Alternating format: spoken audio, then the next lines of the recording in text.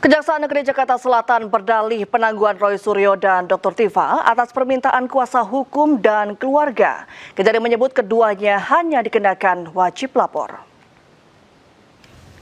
Berdasarkan pendapat dari tim Jaksa Penuntut Umum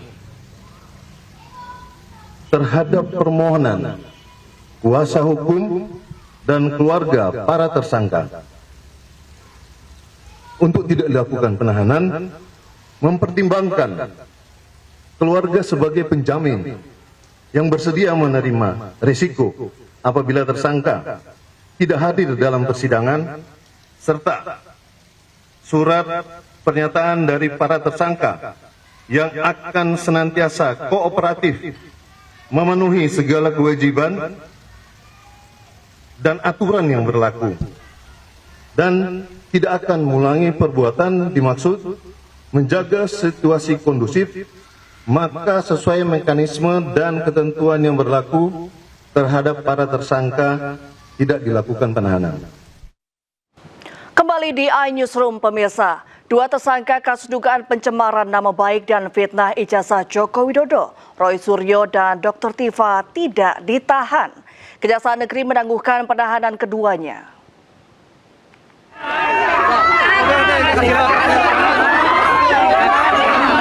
Roy Suryo dan Dr. Tifa disambut meriah puluhan pendukungnya di depan kantor Kejari, Jakarta Selatan. Puluhan pendukung yang sebagian kaum ibu-ibu berteriak histeris, menyalami dan memeluk kedua tersangka. Keluarga menjamin penangguhan Roy Suryo dan Dr. Tifa. Kejaksaan memutuskan tidak menahan kedua tersangka didasarkan keyakinan bahwa kedua tersangka bersikap kooperatif selama proses penyelidikan, tidak akan melarikan diri, serta tidak menghilangkan barang bukti. Allahu Akbar! Allahu Akbar! Allahu Akbar! Oke. Bismillahirrahmanirrahim. Ya, alhamdulillah. Saya secara pribadi, Roy Suryo Noterbudojo, ya mengaturkan banyak terima kasih untuk yang terjelas adalah kepada sahabat setia saya, Dr. Tifausia Tiasuma, ya yang terus kami terus berjuang, ya kami tidak memperhitungkan siapa yang di luar sana. Juga kepada tiga sahabat kami yang lain, Ibu Kurnia Triuriani, Mas Rizal Fadilah, juga Pak Rusama, dan terutama yang tidak bisa kami lupakan, seluruh lawyer-lawyer yang luar biasa, ya luar biasa. Ya mohon maaf saya tidak bisa sebutkan satu persatu, ya mulai dari Mas Refli sampai yang semuanya. Dan tentu saja kepada teman-teman semua, awak media, para jurnalis, para YouTuber, dan juga kepada seluruh masyarakat Indonesia. Ini insya Allah kemenangan rakyat Indonesia. Dan saya hanya ingin mengaturkan puji syukur kepada Tuhan Yang Maha Kuasa, Allah Subhanahu Wa Taala, bahwa perjuangan kami belum selesai. Sampai dengan hari ini kami masih akan terus berjuang menegakkan kebenaran yang ada. Dan mohon terus supportnya, dan insya Allah kami berdua tetap kuat, tidak seperti para pengkhianat.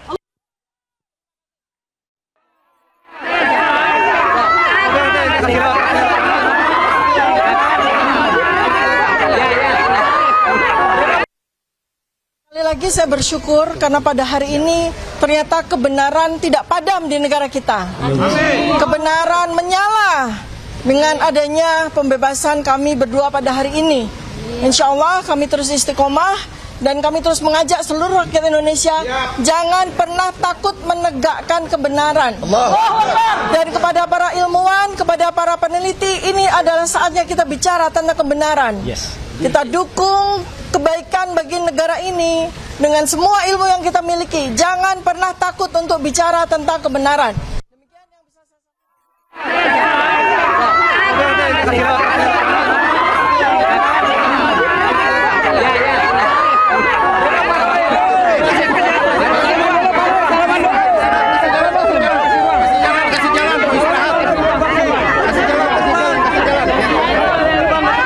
Dan harus kita kawal sampai hasil, dan saya masih tetap sidang. Ibu Dokter Tifa mana?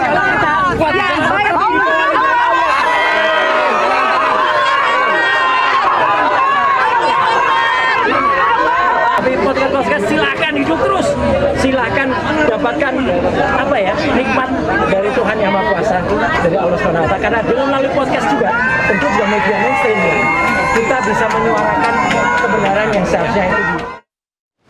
Dan pemirsa, untuk membahas lebih dalam terkait penangguhan penahanan Roy Suryo dan Dr. Tifa, kami telah terhubung dengan Ahmad Kosinudin, kuasa hukum Roy Suryo, dan Bang Ade Darmawan, Sekjen Peradi Bersatu.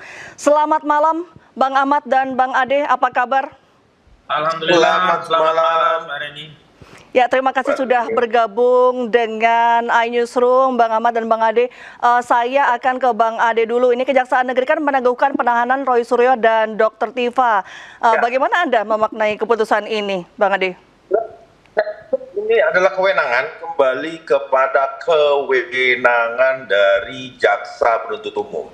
Artinya, ketika kemudian ada syarat-syarat yang diisyaratkan oleh aturan dan perundang-undangan seperti tadi yang dibahas oleh kejaksaan, bahwa kooperatif, tidak mengulangi perbuatannya, kemudian akan tetap hadir atau tetap wajib lapor.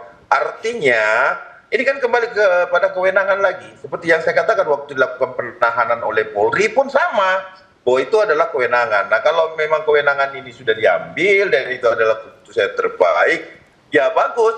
Tapi yang perlu saya garis bawahi, tadi betul-betul luar biasa sekali euforianya ya, seolah-olah bahwa memang apa yang mereka lakukan itu seolah-olah tidak bersalah. Nah, saya nggak tahu ini apakah bebas murni dari presiden, mungkin memberikan atensi khusus dari Presiden Prabowo atau siapa yang memberikan atensi khusus bahwa ini terbebas sih. Saya lihat tadi bahwa ini bebas ya, bebas murni ya dari Dr. Tifa dan Pak Roy tadi. Saya lihat dari cuplikan-cuplikannya luar biasa sekali, bisa bebas murni. Saya nggak tahu ini modelnya penangguhan kah atau gerasi kah atau penghentian penuntutan ya, kita nggak ngerti nih. Jadi simpang siur. Jadi menurut saya yang diucapkan tadi itu hanya penangguhan, tetapi dari sisi Dr. Tifa saya lihat bahwa ini bebas murni ya, dan berterima kasih kepada Bapak Presiden. Ya, bagus Presiden menggunakan kewenangannya untuk memberikan kebebasan terhadap para tersangka. Kita bersyukurlah ya, kalau memang Presiden turun tangan dalam hal ini kan. Tapi Anda keberatan nggak, Bang Ade? Sejauh ini sepanjang itu adalah kewenangan, kami tidak pernah keberatan.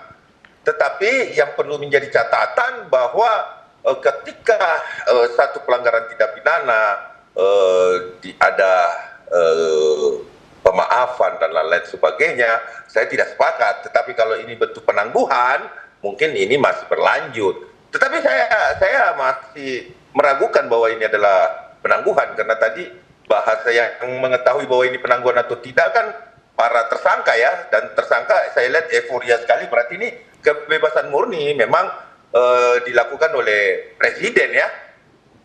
Sepertinya seperti itu. Jadi saya kurang tahu, nggak tahu Bang Kosi bagaimana, apakah ini penangguhan atau bukan ya. Kita bersyukur, artinya kalau ini campur tangan Presiden, berarti ini adalah potret bangsa ini ketika kita melakukan tindak pidana tindak pidana dengan cara menghina, melecehkan seseorang. Saya rasa masyarakat Indonesia tidak perlu meragukan lagi ya bahwa ini akan jadi pembebasan murni nantinya gitu. Oke, kalau gitu saya tanya ke Bang Ahmad dulu. Sebenarnya apa yang tadi terjadi di Kejari? Apakah ini penangguhan penahanan atau kebebasan? Seperti yang tadi dipertanyakan Bang Ade. Ya, yang pertama saya merasakan sensasi dejavu pada saat status tersangka di Polda Metro Jaya dan tidak dilakukan penahanan. Dan sensasi itu hari ini berulang ketika pelimpahan tahap 2 di Kejaksaan Negeri Jakarta Selatan juga tidak dilakukan penahanan. Dan statusnya adalah penangguhan penahanan. Tentu saja sebagai orang yang beriman, kita bersyukur terhadap hal yang kita terima dari Allah SWT, karena kita tidak mungkin bisa bersyukur untuk hal yang besar, kalau hal yang kecil saja tidak bisa kita syukuri. Dan bagi kami memang ini adalah suatu hal yang sangat besar, syukur yang luar biasa, karena sejak awal klien kami seperti ditarget ya, dilakukan penangkapan oleh Polda, kami merasa ini akan berujung pada penahanan. Tapi Allah SWT berikan pertolongan, ternyata represi penggunaan wewenang secara sewenang-wenang oleh pihak penyidik Polda Metro Jaya yang melakukan penangkapan ternyata tidak direpetisi, dan hari ini kita melihat bahwa Kejaksaan Negeri Jakarta Selatan menggunakan wewenangnya sesuai dengan undang-undang, sehingga memang tidak ada alasan objektif untuk melakukan penahanan dan dilakukan penangguhan. Dan memang syukur kami yang lain adalah pada saat tahap 2 kami mendapatkan informasi dari jaksa bahwa ini khusus laporan dari saudara Joko Widodo. Kita tahu bahwa dalam kasus ini ada beberapa laporan yang dijadikan satu. Ada Lecumanan, ada Maret Samuel Sulkan, dan juga Andi Kurniawan. Dan melalui tahap 2 ini kami tahu bahwa laporan-laporan yang lainnya itu digugurkan. Jadi memang laporan-laporan lainnya itu tidak relevan karena delik fitnah dan pencemaran itu hanya bisa dilakukan pelapornya adalah orang yang merasa dirugikan. Dan memang kami sudah berulang menyampaikan Andi Kurniawan, ya, Lecumanan, dan Maret Samuel Sulkan itu tidak ada relevansinya dengan kasus ini karena tidak pernah melecehkan ijazah Lecumanan, ijazah Maret Samuel Sulkan, atau ijazah Andi Kurniawan. Dan dengan demikian ada 2 kemenangan ya yang patut kita syukuri. Yang pertama penahanannya itu sendiri. Yang kedua kami bisa fokus bertarung melawan saudara Joko Widodo. Dan untuk perang terbuka secara hukum itu kami hanya perlu berfokus kepada saudara Joko Widodo karena laporan 3 pelapor lainnya sudah digugurkan. Dan perlu kami sampaikan bahwa tadi adalah penangguhan penahanan, dan memang syukur yang kami lakukan begitu euforia karena kami sangat bersyukur kepada Allah tentang penangguhan ini. Dan juga sudah diinformasikan oleh jaksa penuntut umum, nantinya ini persidangan akan dilakukan di Pengadilan Negeri Jakarta Timur, yang sebelumnya kami kira akan dilakukan di Jakarta Selatan.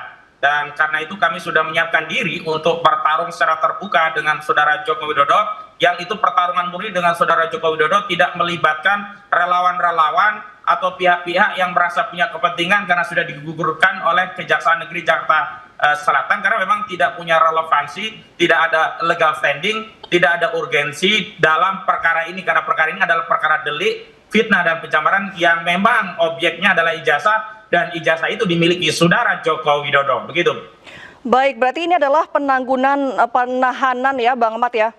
Betul. Menurut Anda ini sinyal positif bagi posisi hukum kedua tersangka, nggak Bang Ahmad?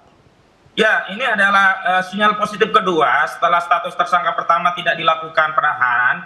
Itu berarti memang penyidik dan jaksa itu ragu apakah benar seseorang itu melakukan tindak pidana atau kejahatan. Sebab biasanya kalau mereka yakin, apalagi sudah ada pasal 3235 yang ancamannya pidananya lebih daripada 5 tahun, biasanya mereka selalu menggunakan kewenangan untuk melakukan penahanan. Dan tidak digunakannya wewenang untuk melakukan penahanan mengkonfirmasi bahwa memang perkara ini terlalu dipaksakan. Tapi dari sisi yang lain kami bersyukur karena dengan perkara ini dipaksakan sampai di persidangan, itu yang kami tunggu. Karena proses ini akan lebih menarik, lebih bisa memiliki bukti yang objektif, bahkan memiliki nilai hukum. Karena hari ini yang dibutuhkan untuk mengotorisasi apakah ijazah itu asli atau tidak itu adalah keputusan dari Badan Peradilan, bahkan putusan yang berkekuatan hukum tetap, bukan versi UGM, bukan versi para pendukung Joko Widodo.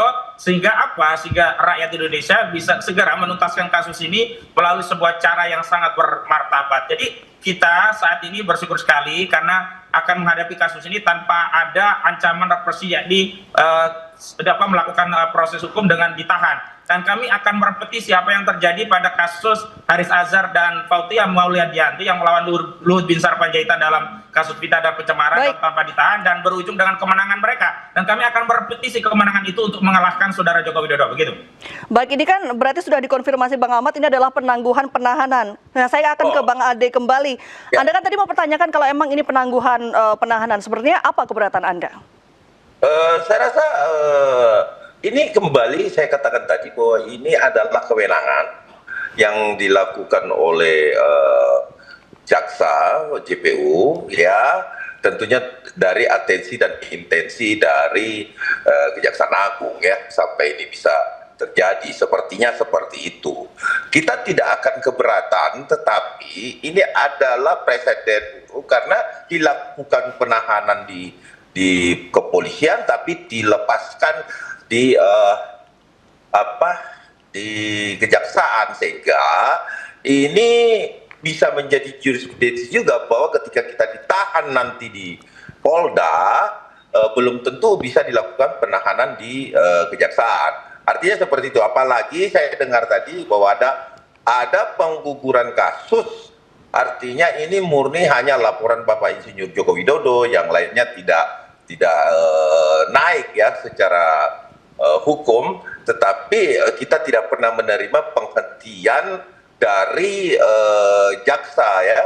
Tetapi apapun itu, ini adalah cerminan bagi masyarakat Indonesia saat ini, termasuk kami para relawan juga akan berpikir bahwa ternyata dengan kasus fitnah serta menghina sampai serendah-rendahnya martabat orang lain, ini memang tidak perlu dihukum. Kan seperti itu. Intinya itulah keberatan kami bahwa kami baru mengetahui bahwa hukum di Indonesia ini ternyata kita bebas untuk melakukan penghinaan tanpa harus dihukum dan dipenjara. Bahwa kita akan bertempur nanti di pengadilan, ya tentunya itu sudah disiapkan Pak Insinyur Joko Widodo. Tapi apapun itu, alhamdulillah saya ucapkan selamat buat Bang Posi karena luar biasa sekali ya.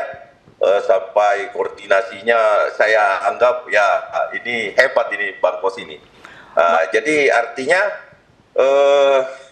selamat dan mudah-mudahan nanti bisa mempersiapkan persidangan nanti kalau menyatakan perang, dan kebetulan saya juga saksi di Pak Insinyur Joko Widodo, saya kapasitasnya juga akan dihadapkan nanti di pengadilan untuk kesaksian di Bapak Insinyur Joko Widodo. Jadi kita akan ketemu pasti tetap gitu Mbak.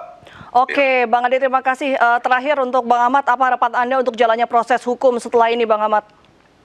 Ya, pertama saya mau tanggapi dulu bahwa proses penangguhan itu hal yang biasa dan tidak bisa kita berikan statement atau berikan sebuah sempatan bahwa seorang itu melakukan kejahatan sebelum ada putusan pengadilan yang berkekuatan hukum tetap. Memang benar deliknya dugaan fitnah dan pencemaran. Tetapi apakah fitnah itu benar-benar terjadi, pencemaran itu benar-benar terjadi, memang belum pernah dibuktikan. Sehingga kalau ada orang yang baru diduga tapi tidak ditahan, biasa saja. Kecuali sudah divonis, bahkan ingkrah, bahkan sejak 2019 seperti Sylvester Matutina, tapi tidak kunjung ditahan-tahan, itu publik patut bertanya, ada apa dengan hukum ketika ada orang yang ingkrah tapi tidak ditahan. Nah, untuk klien kami kan baru proses penyidikan dan hari ini baru pelimpahan, sehingga biasa saja. Dan persiapan kami memang lebih fokus kepada untuk menggugurkan dakwaan jaksa itu di tingkat eksepsi, dan untuk membela klien, untuk membebaskan klien di sisi yang lain, dan sampai pada ada pertimbangan bahwa dalam putusan ini dipertimbangkan bahwa ijazah saudara Joko Widodo tidak asli atau palsu, sehingga tidak terbukti delik fitnah dan pencemaran yang selama ini dituduhkan pada klien kami.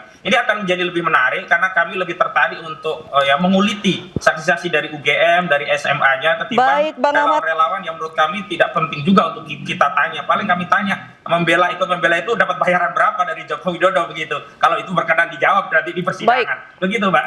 Baik, Bang Ahmad, Bang Adi, kita nantikan proses hukum selanjutnya. Terima kasih atas waktunya malam hari ini, walaupun sepertinya kurang ya waktunya, tapi kita akan berdialog di waktu selanjutnya. Terima kasih Bang Ahmad dan Bang Ade. Semoga sehat selalu. Selamat malam. Ya, Ketua Umum Relawan Kami Jokowi Gibran Rasman Arif Nasution sowan ke kediaman Presiden ke-7 Jokowi. Kedatangannya terkait dengan rencana Jokowi akan keliling Indonesia dan pelimpahan Roy dan Tifa ke Kejaksaan. Selain mengucapkan selamat ulang tahun ke-65 kepada Jokowi, Rasman mengaku pembicaraan terkait rencana Jokowi keliling daerah. Selain itu, Jokowi menyampaikan bahwa pelimpahan Roy Suryo dan Tifa dari Polda ke Kejaksaan bisa mempercepat proses persidangan. Jokowi juga mengapresiasi langkah yang diambil oleh Polri dan Kejaksaan dan berharap kasus ini segera disidangkan. Terkait dengan Roy Suryo dan Dr. Tifa, tadi Pak Jokowi mengatakan bahwa bagi beliau dengan dilimpahkan hari ini ke Kejaksaan itu akan jauh lebih baik dalam rangka mempercepat proses persidangan.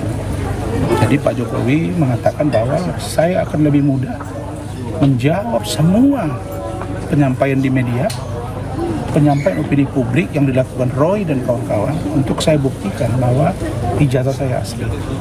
Jadi Pak Jokowi mengatakan bahwa beliau mengapresiasi langkah yang diambil oleh Polri dan juga oleh Kejaksaan, dan beliau berharap kasus ini bisa segera dilimpahkan ke pengadilan. Amerika mengancam Israel yang terus melanggar gencatan senjata. Nasib perjanjian damai AS Iran di ujung tanduk. be the head of state of the world superpower. If I was in the cabinet of the Israeli government, I might not be attacking the only powerful ally that I have anywhere left in the entire world.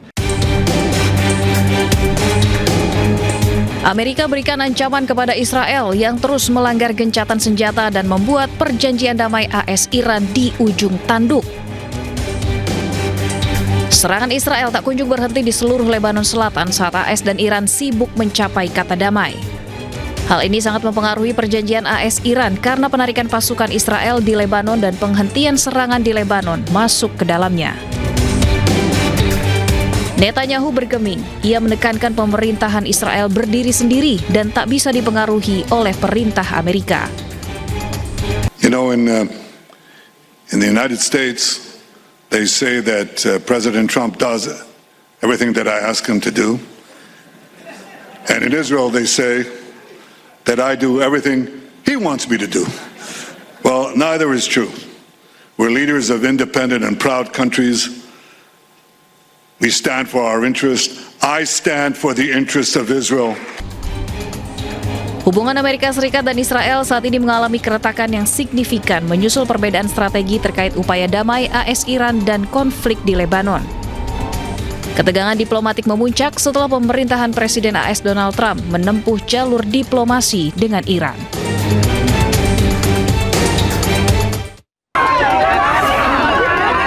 Penahanan ditangguhkan Roy Suryo dan Dr. Tifa meninggalkan kejaksaan disambut meriah pendukung.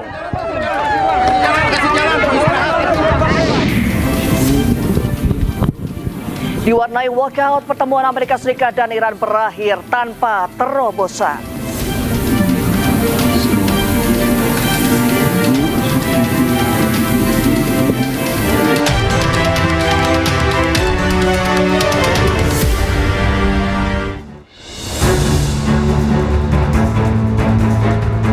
Selamat malam pemirsa, selamat datang di iNewsroom bersama saya Reni Arumsari.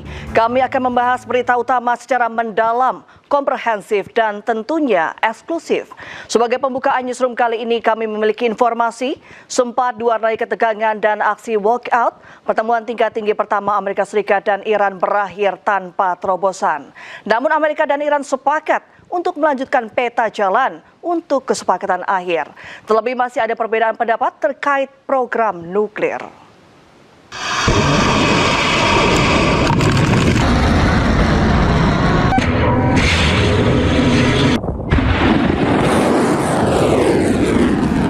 Wajah tegang Perdana Menteri Pakistan Shehbaz Sharif terlihat jelas melihat delegasi Iran tiba-tiba keluar dari ruang pertemuan KTT Danau Lucerne di Burgenstock, Swiss. Arachi sempat menghampiri Sharif sebelum keluar, sementara Wakil Presiden Amerika J.D. Vance muncul dengan raut wajah kebingungan. J.D. Vance pun menghampiri Sharif dan Panglima Militer Pakistan Syed Asim Munir. Belakangan baru diketahui delegasi Iran walkout setelah membaca ancaman Presiden Amerika Serikat Donald Trump terhadap Iran dan Lebanon melalui media sosialnya. Meski diwarnai aksi walkout, Pakistan dan Qatar sebagai mediator pertemuan tingkat tinggi pertama Amerika dan Iran mengeluarkan pernyataan bersama bahwa baik Amerika dan Iran sepakat untuk mengakhiri perang. Kedua negara akan melanjutkan peta jalan untuk kesepakatan akhir dalam waktu 60 hari dan membentuk komite tingkat tinggi yang akan mengawasi proses mediasi. Komite akan berfokus pada isu nuklir, sanksi, serta Hormuz. Towards it. As I think a lot of you appreciate, peace is never easy. Peace always requires a little bit of work. It always requires a little bit of give and take. But the President of the United States is committed not just to peace between the United States and Iran. The President is committed to a regional peace, which is why we're here working so hard to settle our issues. The one last comment I want to make is what today really represents is the beginning of a technical negotiation that's not going to solve every disagreement, but is going to allow us to sit together as teams for the first time really in history to figure out what matters most to the respective parties, to settle those issues, to solve those issues, and get to a Amerika dan Iran juga sepakat membentuk unit penghentian konflik bersama Lebanon difasilitasi mediator untuk memastikan kepatuhan terhadap penghentian operasi militer di Lebanon. Pembicaraan teknis akan terus berlanjut hingga akhir pekan ini di Swiss. Menegaskan Lebanon masuk dalam kesepakatan damai dengan Amerika Serikat. Israel wajib menghentikan serangan terhadap Lebanon setelah perjanjian resmi ditandatangani. Kesepakatan damai berisi 14 poin mencakup penghentian perang di semua pihak termasuk Lebanon dan Israel.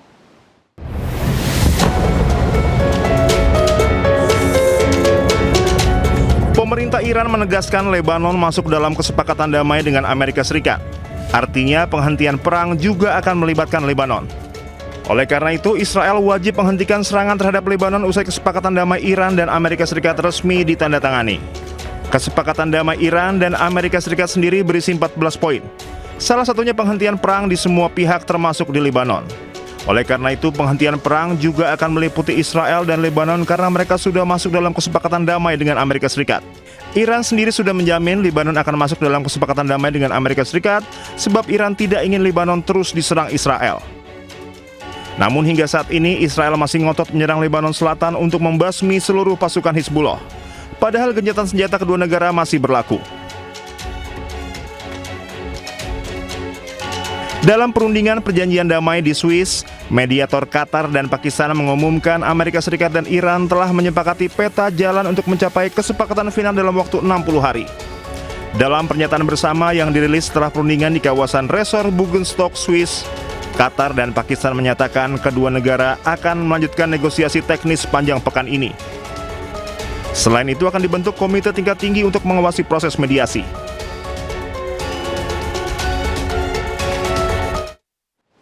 Usai perundingan damai Amerika Serikat dan Iran, harga minyak kembali turun ke $80 Amerika Serikat per barel. Harga minyak sempat menguat pada awal perdagangan Asia, namun kemudian terkoreksi setelah muncul optimisme terkait kelanjutan dialog antara AS dan Iran.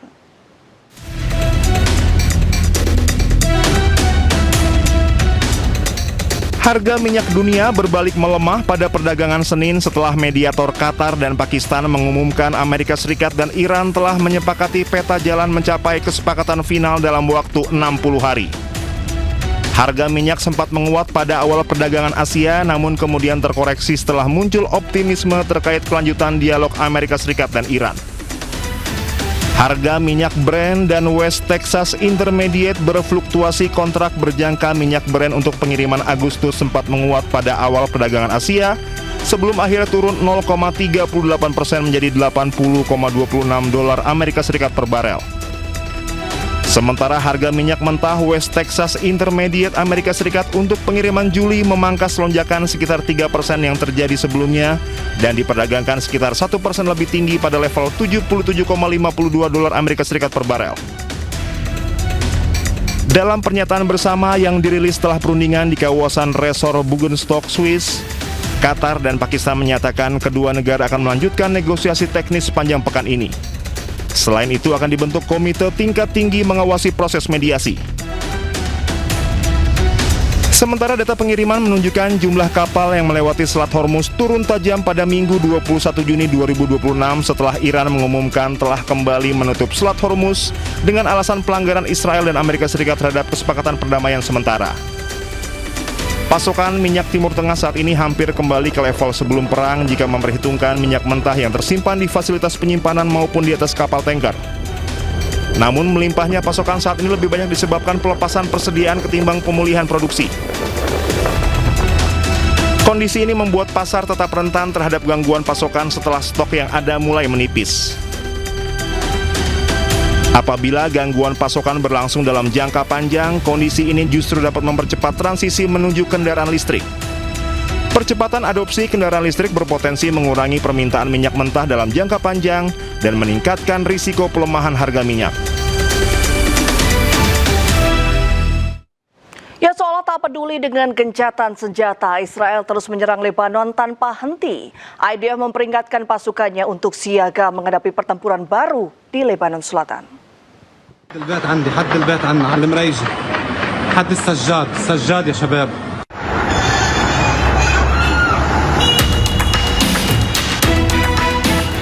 Eskalasi konflik di Lebanon Selatan yang melibatkan serangan udara dan artileri terus menimbulkan korban jiwa termasuk warga sipil.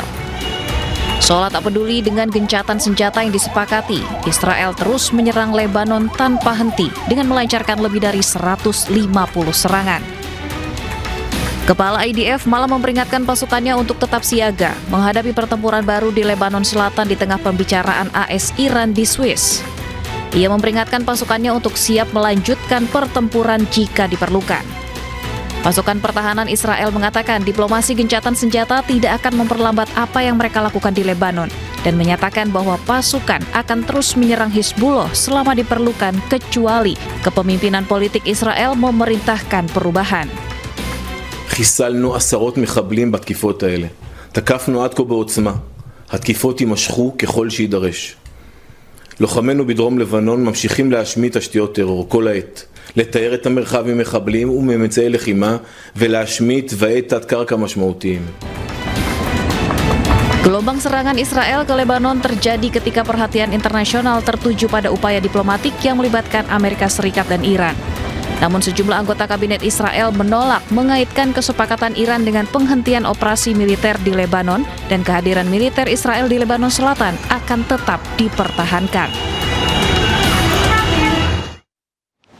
Pemirsa, Badan PBB untuk Pengungsi Palestina memperkirakan pembersihan jalur Gaza dari puing-puing pasca serangan Israel memakan waktu hingga 15 tahun lamanya.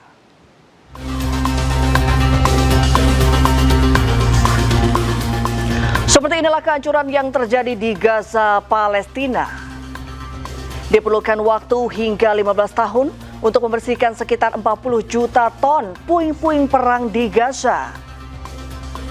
Pemindahan puing-puing perang di Gaza membutuhkan lebih dari 100 truk dan menelan biaya 8 triliun rupiah.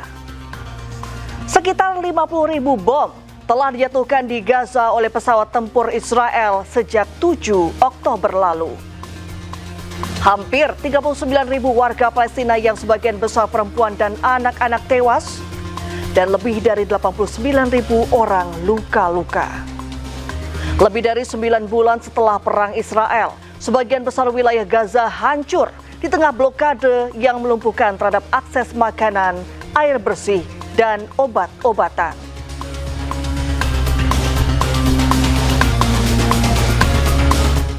Pemirsa, massa yang tergabung dalam Pengurus Besar Persatuan Mahasiswa Islam Indonesia menggelar aksi demo di depan gedung DPR RI Jakarta Pusat.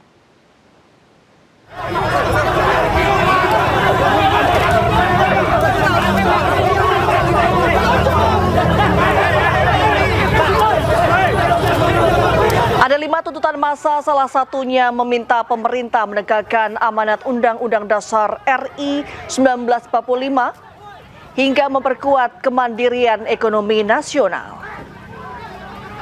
Situasi di lokasi sempat menegang imbas adanya pembakaran ban dan percobaan penutupan jalan. Akibat aksi, ruas kiri jalan Gatot Subroto arah Selipi depan gedung DPR sempat terjadi kemacetan total.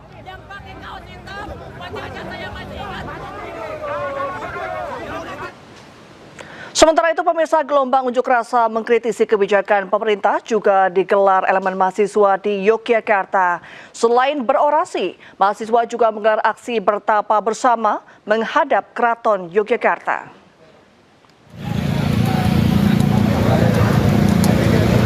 Duduk bersila dan berjemur di bawah terik sinar matahari, ratusan mahasiswa ini menggelar unjuk rasa dengan melakukan ritual Topo PP menghadap ke arah Keraton Yogyakarta di simpang titik 0 km. Ritual ini dilakukan sebagai simbol rakyat yang mengadu kepada raja atas keresahan program kebijakan pemerintah yang dinilai banyak terjadi penyimpangan. Melalui Topo PP, mahasiswa berharap Raja Keraton Yogyakarta dapat membantu menyampaikan aspirasi mereka ke pemerintah pusat. Kemudian mengevaluasi secara total dan juga fundamental baik dari desain, sistem kebijakan sampai distribusi terkait dengan makan bergizi gratis. Sementara massa yang tergabung dalam Badan Eksekutif Mahasiswa Nusantara Wilayah Priangan Barat unjuk rasa di depan Pendopo Kabupaten Sukabumi, Jawa Barat. Aksi sempat memanas saat mahasiswa mencoba merangsek masuk ke kawasan Pendopo dan dihalau oleh aparat keamanan.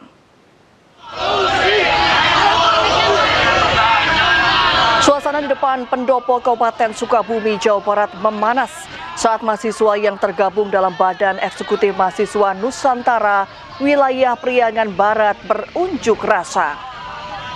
Massa berupaya meringsek masuk gerbang pendopo untuk menyampaikan aspirasi secara langsung kepada pemerintah daerah. Namun upaya tersebut dihalau oleh petugas yang berjaga. Dalam aksinya, mahasiswa menuntut evaluasi terhadap sejumlah kebijakan pemerintah yang dinilai belum optimal.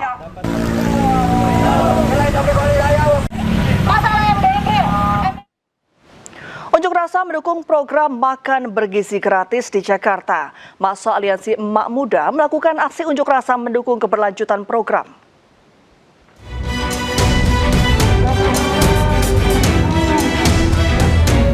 Massa dari Aliansi Masyarakat serta Aliansi Emak-Emak Muda melakukan aksi unjuk rasa menolak penghapusan program makan bergizi gratis.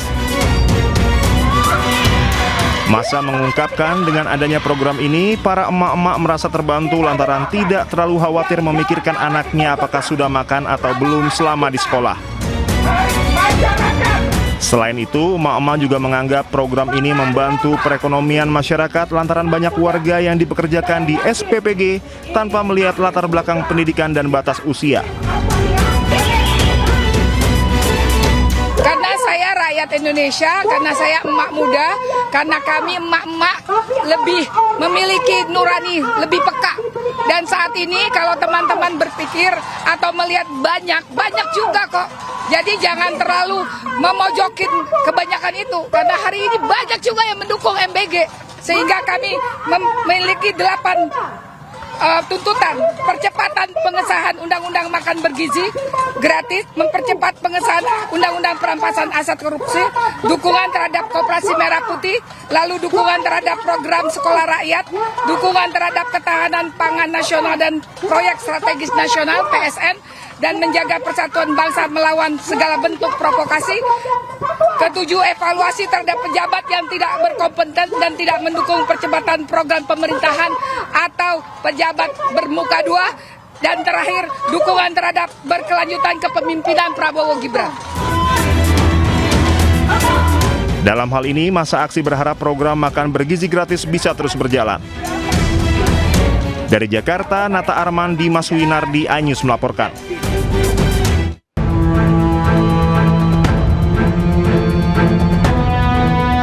Kasus penyekapan yang diduga dilakukan oleh Taufik Hidayat terhadap seorang perempuan terus menjadi sorotan publik.